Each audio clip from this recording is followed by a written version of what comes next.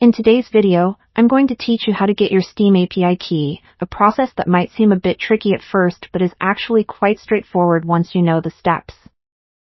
So, let's dive right in and make sure to stick around as I guide you through this essential procedure for accessing Steam's developer tools.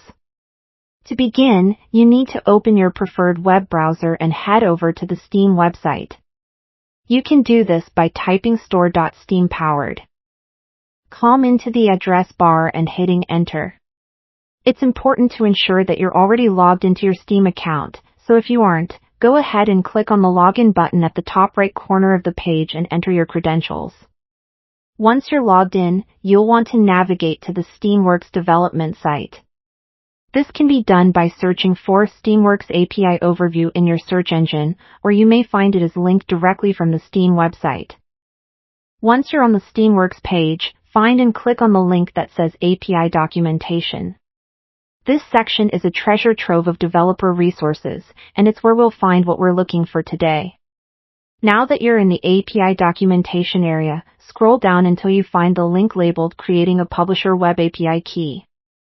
Click on this link to proceed. This page provides various instructions, but don't worry, we'll break it down and keep things simple. The key takeaway here is how to generate your own API key, which is required if you want to make custom applications or simply access certain functionalities on the Steam platform. Next, you'll land on a page requesting some basic information from you. Here, you'll need to enter your domain name. If you don't have a dedicated domain, you can just input a placeholder like example.com. This step is merely a formality, and for most individual developers, it won't be strictly enforced. After you've filled out the necessary information, locate the button that says Register or Generate and click it. Steam will then process your request, and voila!